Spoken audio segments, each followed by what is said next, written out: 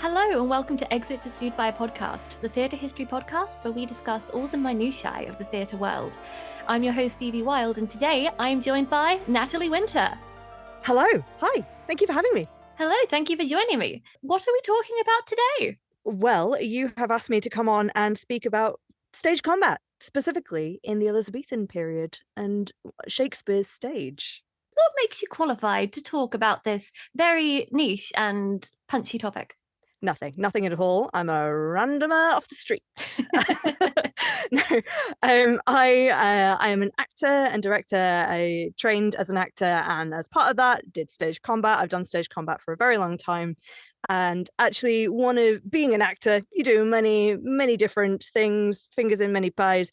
One of the things I do is I go to Shakespeare's Globe Theatre exhibition and I talk to the public about swords and styles of fighting that were happening on and off stage in Shakespeare's day. And I do fights and I tell people about the history of it. I like to imagine the fights, you're not employed for those, you just start fights with the crowd in the middle of it. Yeah, absolutely. It's not choreographed at all. I don't do it with the other members of the team. We just pick fights with random strangers. People pay for the privilege of me hitting them with a sword. Yeah. Would I pay you to hit me with a sword? I don't think I would. I wouldn't survive it. Only really gentle hit. Oh, okay. Like a little kiss with the sword. Sure.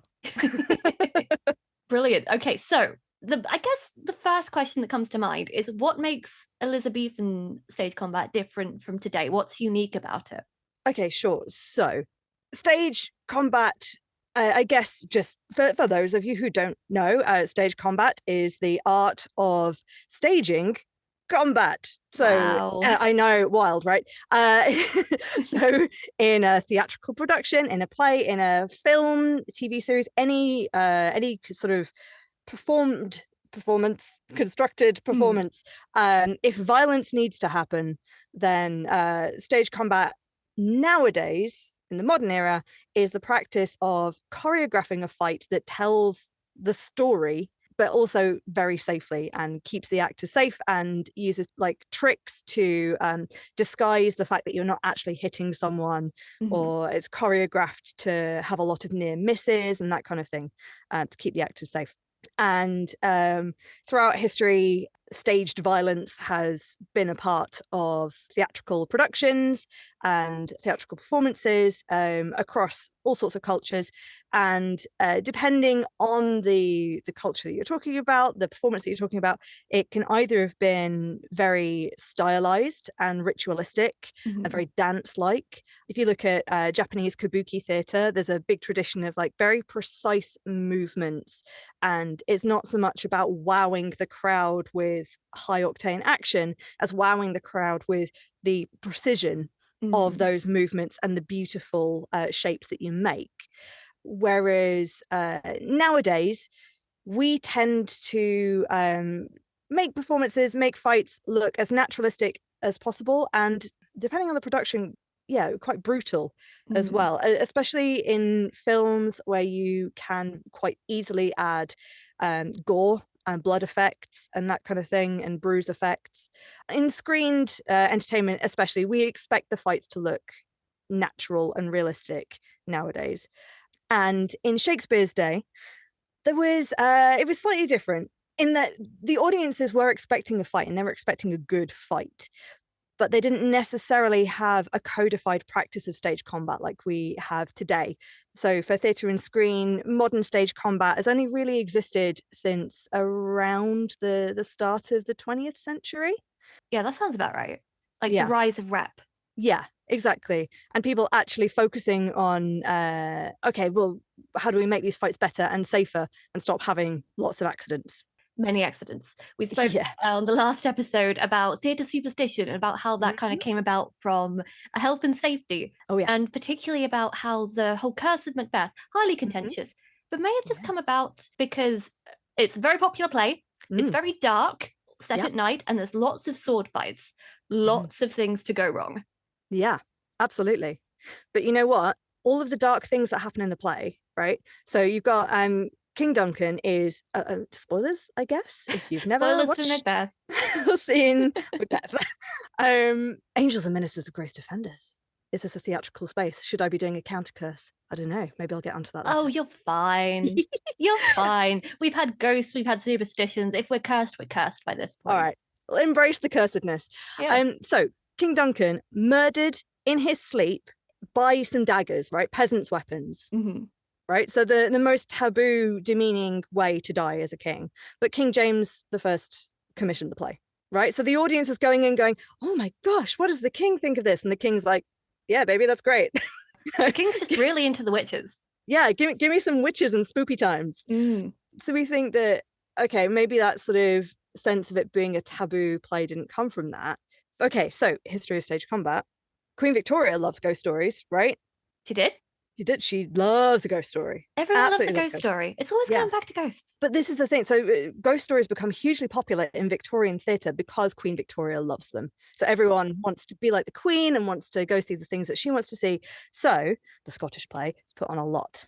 I'll get into this properly in a minute, but in Shakespeare's day, they knew how to fight, right? The actors knew how to fight, and they didn't necessarily have time to choreograph stage combat scenes, but they would know how to spar safely. And nowadays we choreograph stuff to make it super safe, and we look after our actors, even though we don't know how to fight. We're not like trained to fight from a young age.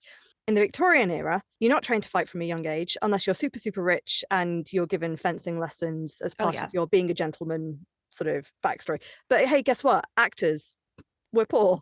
If there's one constant throughout history, is actors are poor. They are not the rich folks. So chances are your average actor is not going to fencing classes. Some will, absolutely. It's not a be all and end all statement, but so they're not having the training that the Shakespearean actors had, and they don't have the properly codified practice of stage combat yet. Now, there were groups at the time, like traveling shows, much like sort of traveling circus acts that would go and do fantastic fights and look after each other safely and put on performances and take that around the country. Of course, there were, but it's not a guarantee that your average actor can fight. And if you're not choreographing the fights super carefully, like that play is so fantastic for like, I mean, have you been in a production of Macca's? Oh God, have I? I've performed scenes, but not like a full production. Yeah. I know some people are like, oh, Shakespeare's is not very accessible and what do these words mean? But if you actually stand up and read those words, sometimes you don't have to understand it to feel how visceral they are. Exactly. Like, I have a real big problem with how Shakespeare is taught in schools, with everyone sitting down in English class and reading it. Like, no, it's meant to be seen. That's how you should experience it and learn about it and actually be able to enjoy it. Yes, absolutely. So you say these words out loud, right? And you're seeing partners saying these words, these huge, powerful speeches, especially towards the end, like the fight between Macbeth and Macduff. And Macduff has so much emotion in him. He's talked about all his little chickies in one swoop have been taken from him. And Macbeth has just done that tomorrow speech, which is just such a heartbreaking, driving speech. So you're already pumped up, right? And feeling hot-blooded. There's so much dark energy kind of going around in your body. And then you're given a, granted blunt, piece of metal, and you don't have training, and you don't have choreography, and you're just told, make something up. Oh, it's a recipe for disaster. Right? So that's where your accidents come in. Yeah. Right? And I think a lot of the accidents are from that bit. They are from the end when everything is just amped up and emotions are running high. Because I don't know about you, but when I'm acting, the emotions feel fucking real. Yeah, that's the point of especially modern naturalist style, is that you're not acting anymore, you are reacting, you are in that moment. So yeah, of course, if your character is hyped up, then you should be hyped up. So yeah, there's no record of serious injury or death happening in staged fights in Shakespeare's day. None at all. Not that we found, but there are from the Victorian era, and there's records of deaths happening from the Victorian era. Now that you mention it, we went through a list of all of the supposed accidents from the curse, and they really did pick up around the 1800s, 1800s. There were a few initially, but honestly, they are hearsay. There's no proper written evidence. It's just a myth upon a myth upon a myth. Yeah. So the one example of someone dying from a staged incident involving a weapon in the Elizabethan era, and I word it like that because it is a specific situation, is there was a guy who claimed to be able to stab himself and survive. And he went around, this was a circus act type thing that he did, right? It's kind of like that the circus act of like, oh, I can take a punch, anyone can punch me and I'm totally fine. But the point is you're bracing for it, right? Yeah. And you've learned to protect your body while that violent incident is happening. But if someone takes you by surprise, then that's when you get winded and you get cracked ribs and stuff. So so this guy was doing the equivalent thing about claiming to be able to stab himself, but then someone came and did it when he wasn't expecting it, and he actually died from that wound. I feel like it's something that we recognize more today. If a performer sets the boundaries of this amazing thing they're going to do, those are the boundaries. Yeah. And it's not really good to cross them. But I guess that wasn't so much. Was this just a one-off? Well, it was a one-off because he died afterwards. Oh, of course. Yeah, that would do it. Yeah. That is the example of a death from. Yeah, okay. I'd forgotten that it ended in death for a moment. But yeah, so we've kind of come at this from a bit of a backwards angle, going straight into Macca's and the Victorians. But the point and the background and the basis of this is, so I said before that they didn't have a similar stage combat practice in Shakespeare's day as we do now. But like, if you look at the plays, obviously Shakespeare he's not great for giving stage directions because they're all there in the lines. So a lot of the time it just says they fight. And that is pretty much code for the actors to just have at it, have fun, go for it. And we've got there are records of people who've been to the theatre and journaled about it at the time, talking about the fights in plays going on for a long time, like 10, 20 minutes, 30 minutes. Battle of Helm's Deep, but make it Shakespearean. Yeah, exactly. So these guys, right, were also expert sword fighters. There's a group called the Guild of the Masters of Defense, and to be a master of defense you have to take exams in different weaponry, kind of like stage combat students have to today. So you have to learn how to fight with the rapier and the rapier and dagger and all the variants of that. You have to learn to fight with the cut and thrust or the short sword, the long sword, pole arms as well, staff, spear, bows and arrows, axes, all the things, right? There's a list of about 14 different weapons that they had to pass their exams to become a master. And we believe that a couple of the members of Shakespeare's company were, if not full masters, but had done a lot of this training. So they would be able to spar their fights, right? And they are just so used to working together. And this is what they're hired to do. Yes, they're great actors, but also they're there to fight. And the point as well is the crowds in Shakespeare's day you could pay a penny and go see a play, but you could also pay a penny and go and see the students of the Masters of Defense do their exams. Really? Yeah. So you could go and watch their fights. You could watch them sparring. You could watch them take their exams.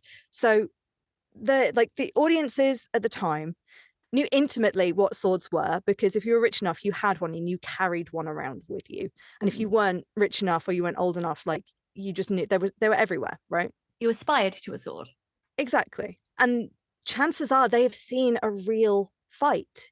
If not in the safe confinement of a training ground, they might have seen one in the streets of London, outside the actual city centre, because Queen Elizabeth banned dueling inside the city walls. Yes. I'm not sure how effective that really was, if people were just kind of going outside the city walls to do it. Well, especially how small the city walls were at the time. Like, you could go to there's a place called Smoothfields, which we think is maybe where Smithfields is nowadays, so around Liverpool Street area. So still, by nowadays standards, that's central London. Yeah. London really was quite tiny back then. It's just kind of expanded, like the universe. Yeah. One day all will be London. Everything will be London eventually, like the whole world. And maybe beyond. We shall take space. But yeah, when we refer to the city of London, that is like the original city. So as long as you don't duel in there, you're okay. But if you did duel in the city of London and the other person died, then you're a murderer and you were charged with murder and you were killed. High stakes. Yeah. Is what you're saying. Yep. Yeah. So this is the sort of the context, the environment that the audiences are kind of growing up in Shakespeare's day. So you go to the theatre and you know that there are going to be fights in this play, well, you're expecting it to be good and realistic. Yeah. Right? None of the codified stuff you might see in commedia dell'arte or traveling shows or that kind of thing. You want to see proper fights. So we think that the actors also knew how to fight, and the instruction they fight is just them to have free reign to show off all of their skills. And as long as the audience is entertained, they can just keep going. And usually the people that fight in the play, you've got your leading guy and your secondary lead, and they both have strong narratives and then have a fight, and your secondary lead may die. Or probably dies. But yeah, so we think that they just sparred.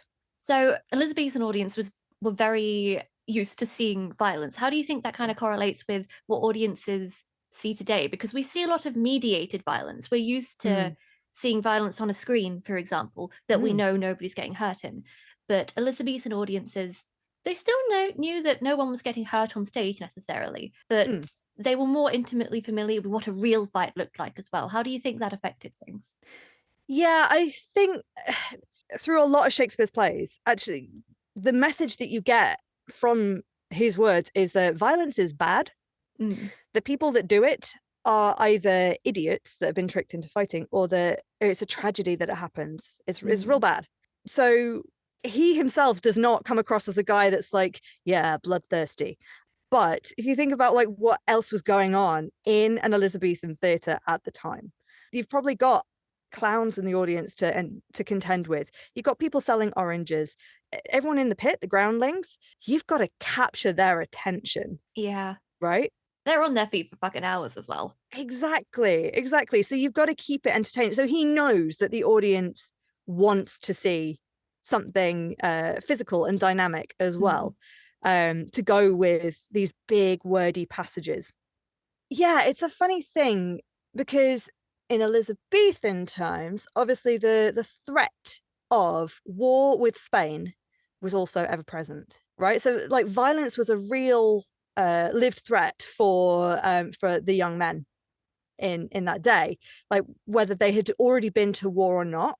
Chances are that one of their parents or grandparents had been involved in armed conflict, and if they hadn't, then they knew someone who had been, right? Because they didn't have a standing army like we do nowadays. Like if your local lord in your area decides that they're going off to war or on a violent mission, then you had to go, whether you wanted to or not. That was just it, right? Whereas nowadays we don't have conscription, and violence is a little bit more removed. Like it's a weird thing. Like in some ways we've become desensitized to violence because of the lack of genuine threat of it. And I say this in a position of incredible privilege, living in the UK in the year 2024. Yeah. There are a lot of protests about conflicts going on around the world, and there are great cries for pacifism. And at the moment, we are, if you're on social media, chances are you're seeing some awful things happening in the world and feeling kind of helpless to do things about it, apart from harass your local MPs to kind of vote differently. I mean, harass them with letters, please. With letters and with emails. Yeah. Yes. Yeah. To be clear. So I guess for us, it can be easy to grow a bit despondent, to see lots of awful things, not be directly threatened to be in that situation ourselves. But yeah, I mean, if you think about the levels of violence that were in rated 18 films in the 90s and early 2000s, like that level of violence is now welcome in 15s and 12s. Yeah, I kind of blame Game of Thrones, to be perfectly honest with you. Game of Thrones has heightened our threshold for what is acceptable with the violence that we see in various bits of media. Like, don't get me wrong, I enjoyed the show when it was on, but I think it's had a net negative impact on the way that we view media, the way we view hard storylines a little bit. Now, sorry, this is very tangential. I just decided to start shitting on Game of Thrones for some reason. No, it's a good point to make. And I guess the point to tie it back into Shakespeare's words is that you have you have that violence, but like I said, it's never painted as justified. Yeah, even in Titus Andronicus, which is the most gratuitous. So gory. And a great play, actually. It's really fantastic. It's one for the gothic kids out there. Like, Yeah. if you think you don't like Shakespeare, but you like horror movies, see Titus Andronicus. I mean, literal goths in it, you know? The original goths. Going hard. Just eating pies. Oh. Yeah, but there's always, around the violence, there's always speeches of, oh God, why has this happened? This is awful. Or, nah, you're all idiots. So it's always either conflicted or discussed or made fun of or explicitly vilified. Whereas I feel like today there is a little bit of special. I mean, you mentioned Game of Thrones. I think that's a great example of like, look at that. Isn't it cool? Isn't it gross? Oh my gosh. It's so real and gritty. Yeah, exactly. And I think what is missing from some portrayals of violence nowadays is the cathartic recognition of it not being a great thing. So going back to ancient Greek times, not Shakespeare at all, excuse me, where all of the, if there is violence in the play, again, it would have been heavily codified and much more like a ritualistic dance. But it is mostly words. All of the audiences for the remaining Greek plays that we know of, that we can read, the time that they were being written, Athens was always at war. Yeah. Like on one front or another. So given that the only people allowed to go to the theatre were the men, and the only people fighting were the men. Occasionally sex workers were allowed in. Oh yeah. I mean, that's the high profile ones. That's the standards of war and theatre, is that women are allowed as long as you're helping out in that way. As long as you get the girls out. That's the only rule. But yeah, so everyone going, apart from those women, everyone going to the theatre is a war veteran and has seen the horrors of war firsthand, unless they are a child and have not been yet. Well, I think it was a rite of passage for many youths to actually be involved in at least the chorus for a little while as well. But that's the point, right? But like 14, you're a man by that age. So if a war's happening, also you're going off to war, whether it's as someone's, to take a more Elizabethan word for it, someone's page, rather than being on the front lines yourself. But yeah, so all of the audience are war veterans, all of the actors are war veterans, and the most important element of Greek theatre, catharsis. They're all sitting there having a shared experience of going, oh God, that was awful. How do we escape this? Let's look at some heroes.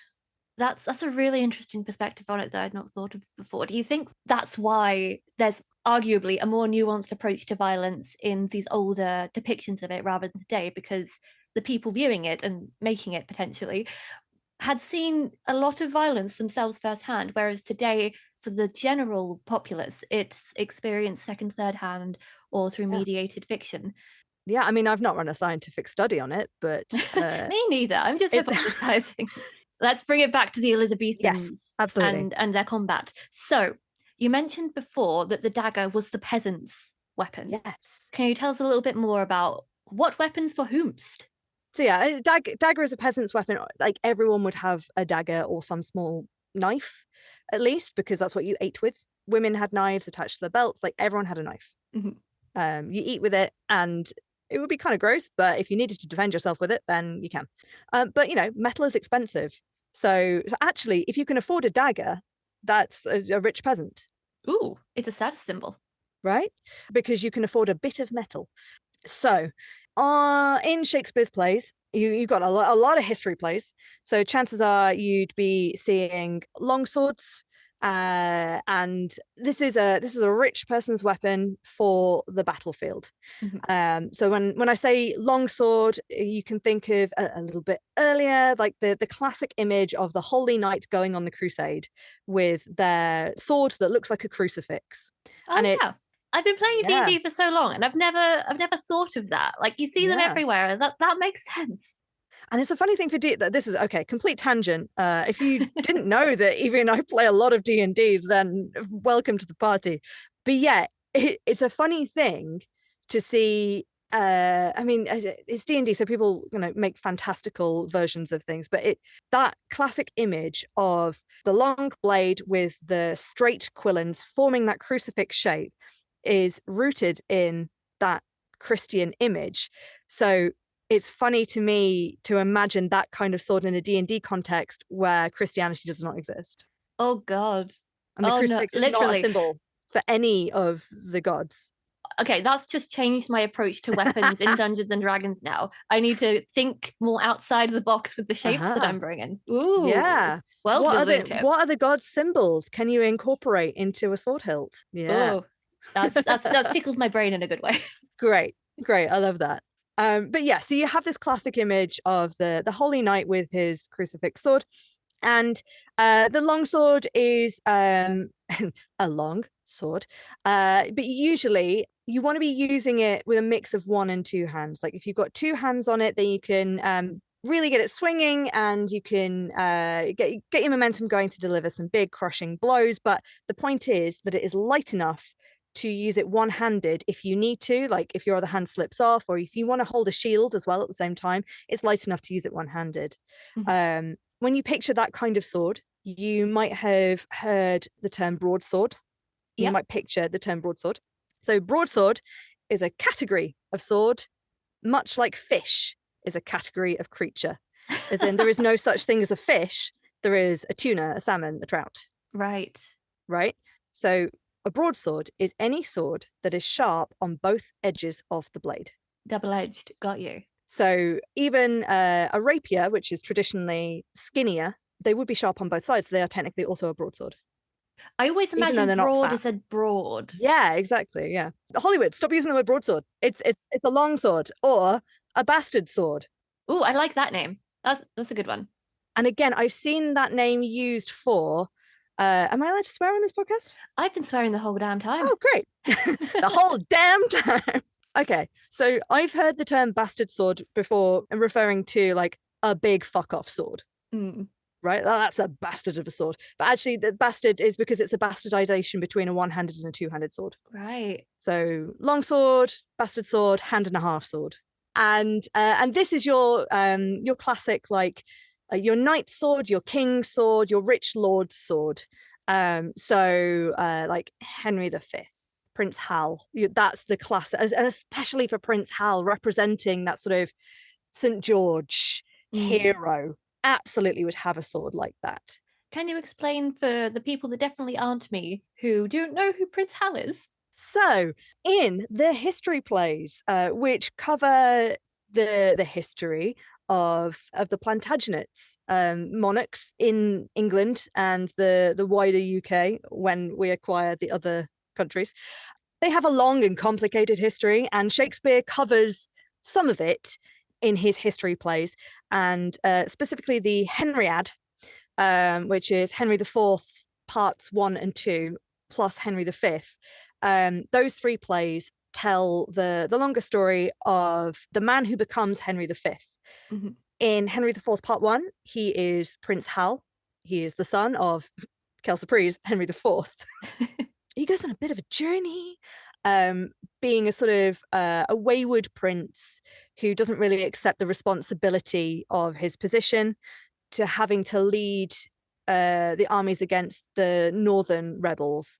And there's this beautiful tragic story between Prince Hal and Hotspur, who is leading the northern rebels, where they're these 2 beautiful, brilliant young men who could have, if they were born the same sides of the picket line, could have been like fantastic friends and changed the world together.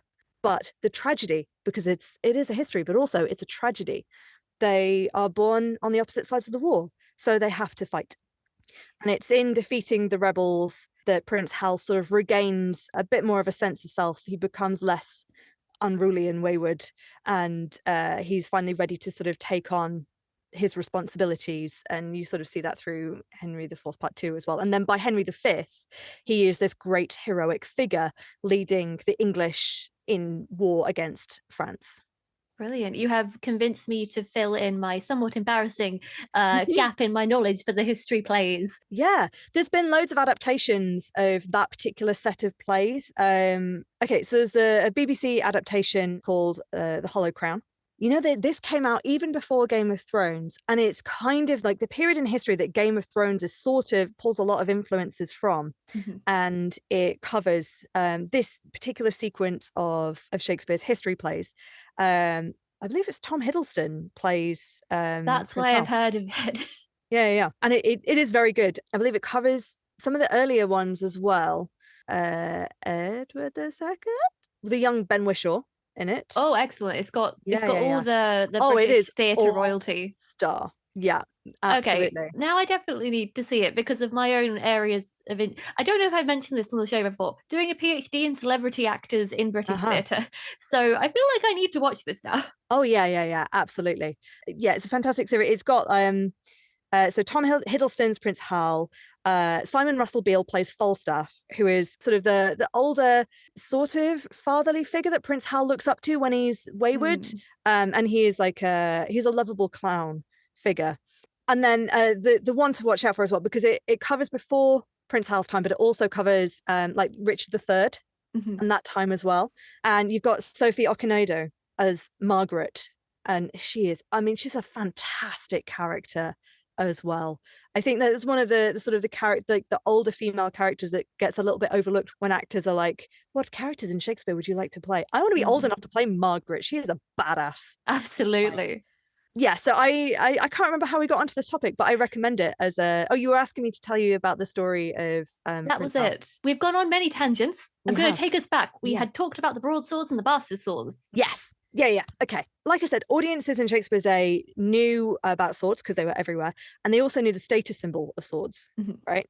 So if someone walks on stage with a long sword, the audience would know the codification of that and go, right, okay, that's a king's sword. This person is rich. And you could use that in any of the plays where there is a monarch type figure. So they didn't have the historical knowledge or the time to be historically accurate for doing like the ancient Greeks or Roman plays. So Julius Caesar would walk on stage with a long sword and the audience would go, right, king's sword, king, got it. Because they didn't have time to be historically accurate. They didn't have the money to get new stuff. So they just used what they had at the time. And chances are the swords that they had in their inventory as a theatre company were ones that they brought themselves or were donated by patrons. And they might have been swords that have seen battle, but they would have blunted them down. They were blunted down. They were blunted, yeah. And that's what we do at the Globe as well, is our swords are real steel that we're hitting each other with, but they're blunt. I imagine they could still pack a punch, but it'd be less of a slicey punch. Yeah, exactly. We have various ways of sort of controlling them to make sure that we are looking after each other. The other point is that, so a blunt sword is called a foil. So nowadays, when we think of a foil, we think of like fencing foils and really skinny, floppy swords. But in Shakespeare's day, a foil was any sword that had been blunted for practice or performance. So when the chorus in Henry V, when you read it and you see that the chorus at the beginning says, with these 5 or 6 most vile and ragged foils, we shall much disgrace the name of Agincourt. They mean with this handful of rusty, battered old swords that we got from our props cupboard, we're going to try and represent this glorious battle and do a bad job of it. Beautiful. And that's theatre, folks. That's theatre. So they used what they had. But when it comes to dueling and showing off, right, you want a rapier. And we think that Shakespeare's company, because he starts off writing a lot of history plays. Yeah. And then it's the mid 1590s that he starts writing plays with duels in them set a little bit later, more around his time. So you start to get Romeo and Juliet, Merchant of Venice, Hamlet is a little bit later, but these are all plays. Hey, guess what? Romeo and Juliet, Merchant of Venice, where are they set? Italy. What swords are they using in Italy? Rapiers. So we think that the company started getting hold of sets of rapiers and daggers, or rapiers and other companion weapons, around the 1590s, because that's when he starts writing these plays. And the status symbol of the rapier in Shakespeare's day, it's not an English sword. Exotic sword. It is an exotic sword. It's an other sword. Yeah, exactly. So in England at the time, the standard sword that we've got is the cut and thrust, or short sword, for people who are not rich enough to be fighting with the long sword. And that's like your standard, like, wear it to the tavern on a Friday night kind of sword, have it to protect you in the streets kind of sword, and you can take it off to war. And it's, you know, it's not going to do as much damage as a long sword, but it's nice and nippy zippy. It'll do the job, and you can wield it with a shield. So it's a great all-rounder. We when we do our presentation at the Globe, we joke about it being the Ford Fiesta of swords. Like, it's not flashy, but it does the job. So that's the English style. And then the rapier, coming from Italy. The term rapier comes from the Spanish espada de ropera, which means sword of the robe. So sword of the wardrobe, sword that goes with your outfit. The fashionable sword. A fashionable sword, right? Yeah. So the Spanish were the first ones to start wearing their swords as part of their outfit. And the Italians were like, oh, I'm absolutely having that. And they started wearing it. They started making it super long as well to really show off, right? And because the point with a rapier is it's long and ridiculous, which shows off a couple of things. It shows off you can afford more metal, right? And usually the hilt of it is swirly and highly decorative. So it shows off that you can afford the finest blacksmiths to make a custom sword for you. And you could even put jewels or gold plating on it if you really wanted to. And you wear it not on your hip, because it's too long at this point to wear on your hip because it'll drag in the mud. So you actually wear it a little bit further up. So the hilt is kind of around your chest. So it's like right there, the centerpiece of your outfit to really show off. And you go to court like this and it's right there for everyone to see. That sounds a little bit impractical for actual use. So was it like more decorative than anything else? Absolutely not. Ooh. But it was used for dueling. You'd never take it on the battlefield. That's the thing. I can't remember which play it is, but there is one of the history plays where there is a fool character who is bragging about all of the enemies he slew on the battlefield with his rapier. And because the audiences knew about swords at the time, they go like, oh, right, this one's having them on. And that is one of the jokes that will go over an modern audience's head, as a lot of them do. So the cut and thrust is your Ford Fiesta. So this is your Ferrari. Ooh. Right? It's quite impractical. You can drive it, absolutely, but it's quite impractical, and it's very good at showing off how rich and important you are with your big long sword. That is not compensating for anything at all. Absolutely not. Not suggestive in the slightest. No. But because they've made this sword really long and ridiculous, it becomes complicated to use, which is even better for the rich, right? Because they're like, oh, I've got to spend time and money learning how to use it, which means the peasants can't. The inaccessibility is the paywall. Yeah, exactly. There is a paywall to fighting with a rapier.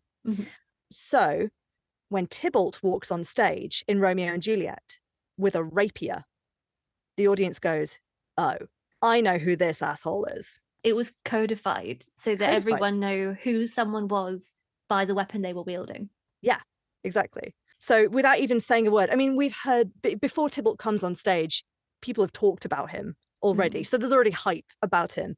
And then he walks on stage with swagger and a rapier, and the audience is like, oh my God, what's he going to do? He's that bitch. Yeah, he is that bitch. But the rapier is like, because it's so impractical, it doesn't move quickly between attacking and defending. So you tend to fight with another weapon in your other hand. So that's why rapier and dagger is a common combination.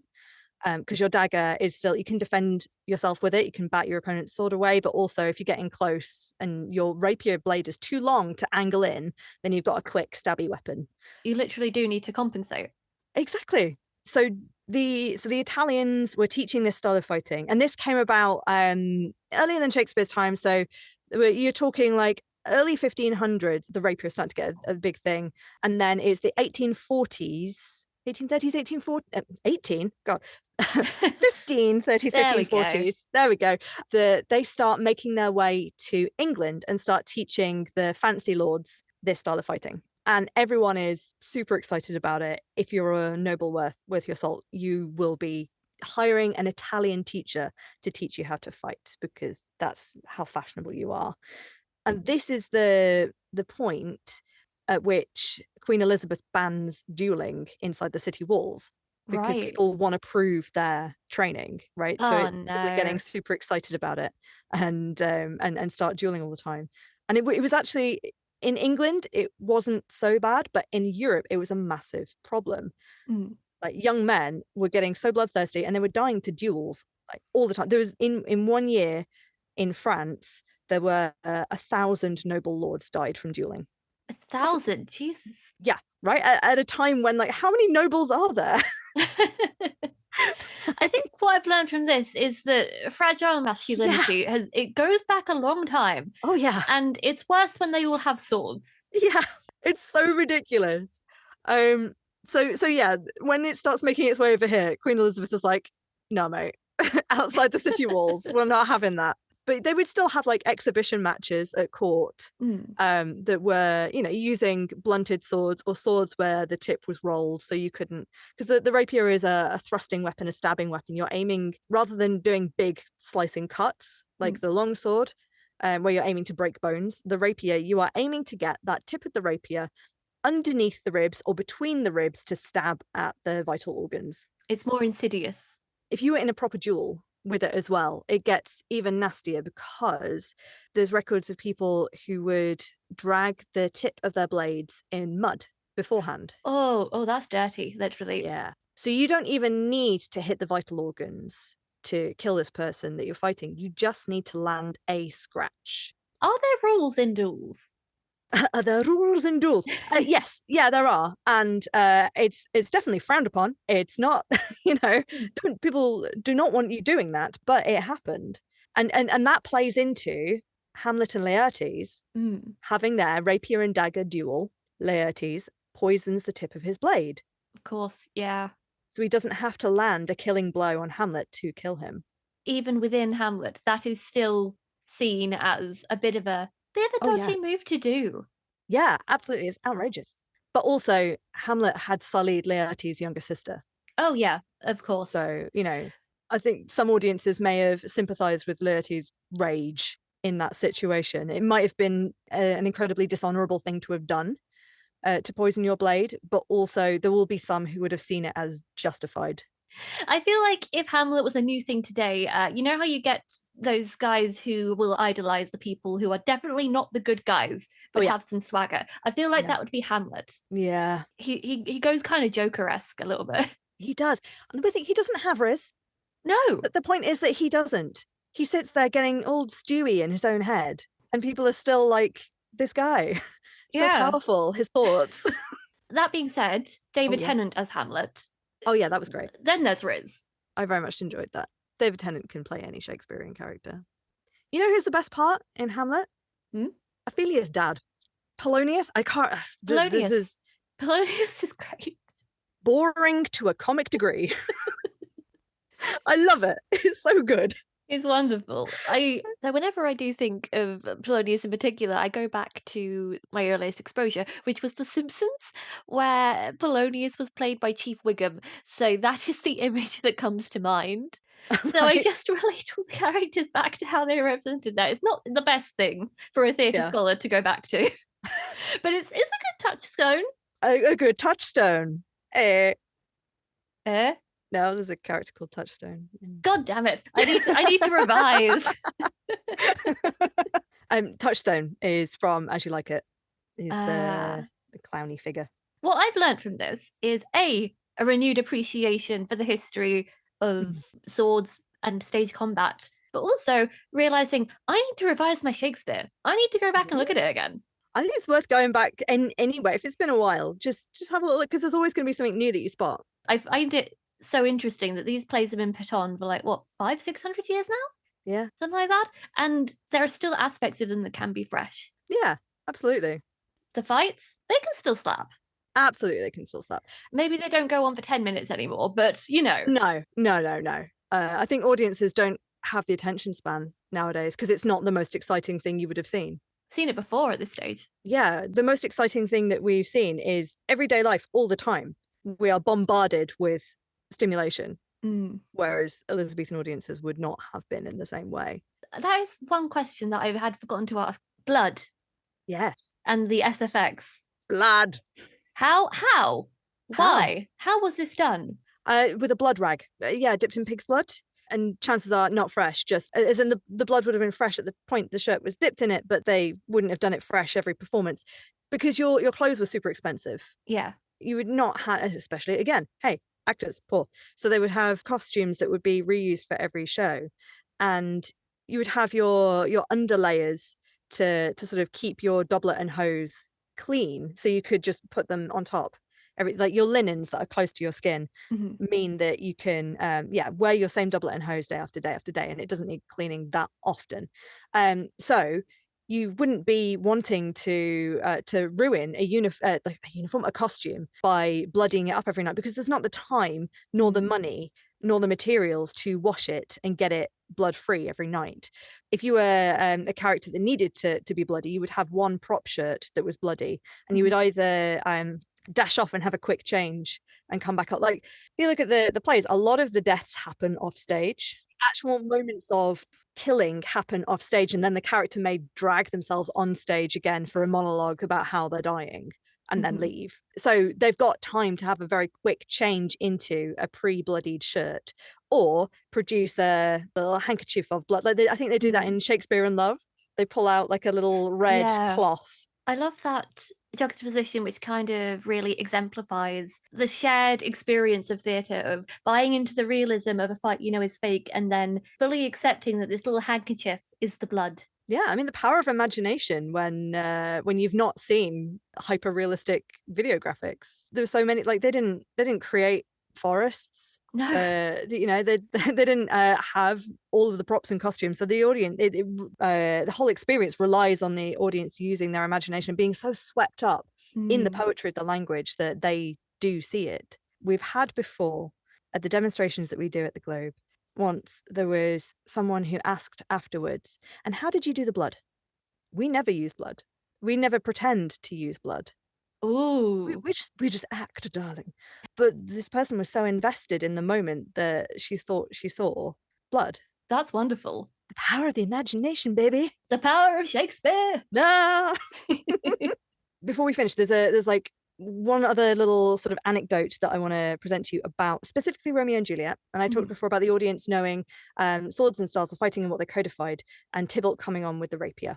So there's a couple of other weapons that are mentioned in that play. So at the very start of it, the instruction is Samson and Gregory enter with sword and buckler. Sword and buckler, the sword would have been like the cut and thrust sword, the English style sword, Montague's codified English, codified like the house of the people, the relatable house, not those fancy Capulets. But Samson and Gregory coming on with sword and buckler denotes to the audience, these are young men, because it's like a beginner's weapon. And also it's a bit of a thuggish weapon, because young men, once they'd learned how to fight and are raring to have fights, would go around the streets bashing their bucklers with their swords, or swashing their bucklers with their swords, to garner attention, to get someone to fight. They were the original swashbucklers. This is why I invited you on. Haha. So you've got that represented. So as soon as Samson and Gregory come on, the audiences are like, okay, young men hyped up, ready for a fight. And it immediately sets the scene. There's going to be a fight as soon as the play starts, right? And it does. It happens very quickly. Mercutio. We don't have evidence of what style of sword he fought with. We believe Romeo probably would have fought with a rapier, because he is the richest boy of the Montague house. And again, you've got like Tybalt there, obviously with his Italian rapier being so fancy, the Prince of Cats. Mercutio, we're not entirely sure what he would have fought with, but we have a theory. I don't know who started this theory. I was told this theory by a man called Philip Stafford, who used to run the presentations at the Globe. So at the time, you've got all these Italian fencing masters teaching in England.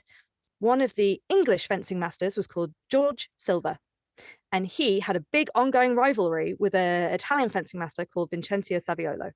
And there's sort of public knowledge and gossip about the fact that like George Silver multiple times had invited Saviolo to fight, to prove what was better, the Italian rapier or the English cut and thrust. And George Silver was a master of the cut and thrust. Like, he was the teacher to go to, and he was teaching around Shakespeare's day. George Silver was also nicknamed Quicksilver. Ooh. What is Quicksilver also known as? Mercury.